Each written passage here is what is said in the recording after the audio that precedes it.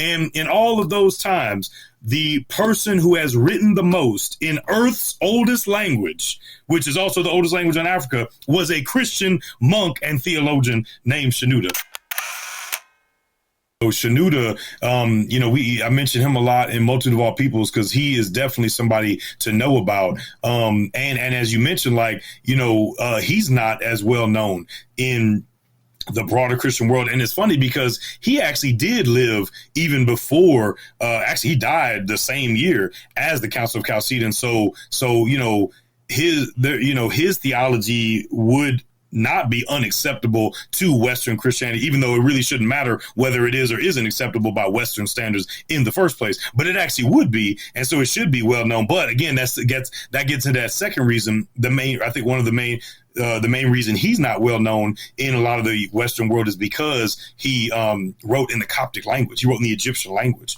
And, for example, there was another Egyptian, I would say another person to really know about is a person named Pachomius, or Pahom, as he's called in the Egyptian language. And Pahom is a little bit more well known. He's still not very well known because he also wrote in the Egyptian language. And again, and that's why your family's from Nigeria, so I think you understand, you can relate to the fact that even on the continent today, that European languaes are seen as more prestigious than African languages. Yeah, and you can get farther economically and socially if you speak English or French but if you speak the African languages, that's seen as less than. And it was the same way back then, on the continent. And, speaking Greek and Latin was more prestigious, but speaking Coptic or whatever was not. And even that continues into modern scholarship because modern scholars are more interested in Greek and Latin writers. And so Pachomius or Pahom wrote in Coptic, but he's still somewhat known. I mean, his name might even be new to a lot of us, but he's still somewhat known because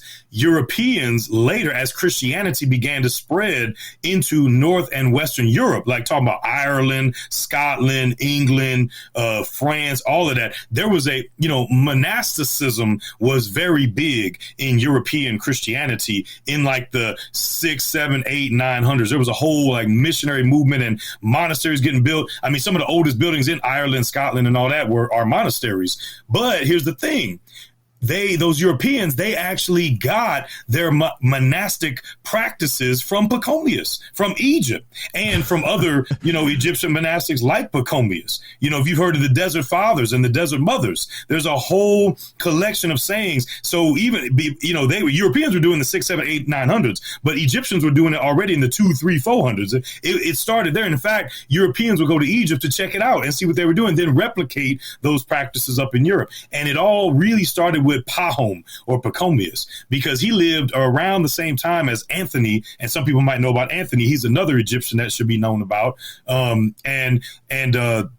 It's interesting because his biography was written in Greek because it was written by Athanasius, who was the Pope, but it actually mentions that he did not know how to speak Greek. He spoke Coptic, or the Egyptian language, which is the native language, but they also spoke Greek because Egypt had been colonized by the Greeks ever since the time of Alexander the Great, and then by that time by the Romans. And so you had people speaking both, but there was definitely a hierarchy. And so it's the same as Africa today. There's, colonial languages and indigenous languages, and they're both a part of people's lives, but at the same time, there's still a preference for the European over the African. And so that was the case back then. So it's significant that Anthony is mentioned to speak Egyptian and also be an Egyptian. And he was a solitary monk. But Pachomius, he was the one that started the communal style of monasticism. He had a community or a koinonia of monks. And that was a different approach than how Anthony was doing it just by himself. And that communal style of monasticism, like I said, was emulated in Europe much later. But now Shenoute is also somebody that we need to know. Shenoute he came after Pahom,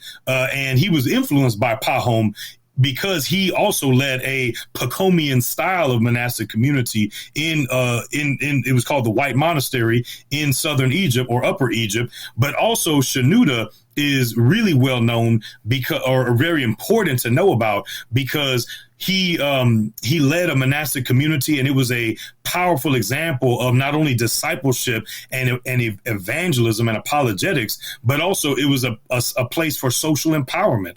It was, creating jobs. People would come in. He had thousands of people living in his monastery, and they would come in there and they would gain employment. They would become literate. They would learn to read and study. They had carpentry shops, agricultural farms. They had scriptorium libraries, so people would become literate. So people would come in poor and become empowered, and in this Christian monastery. And it's, in many ways, it's like the Black church today. In the Black community, the Black church has still been the largest supplier or the largest provider of not only spiritual but also social and economic empowerment in the Black community. And Shenoute was a great example of that. And he was very critical of the wealthy, and he would use his platform to critique the wealthy and who were oppressing the poor. But also, the last reason I would say he's important to know about is that he wrote, hands down, single-handedly, he wrote more theology, more doctrine, more sermons than any other person in the history of the entire Egyptian language. And I mean, that's including like anybody from any phase of the language. Now, Egyptian is like the oldest language on the planet. You know what I'm saying? It goes back like 5,000 years. It goes back like to the pharaonic time. It's one of the Earth's oldest language. And it's gone through these different phases like hieroglyphic, hieratic, demotic, Coptic, all that.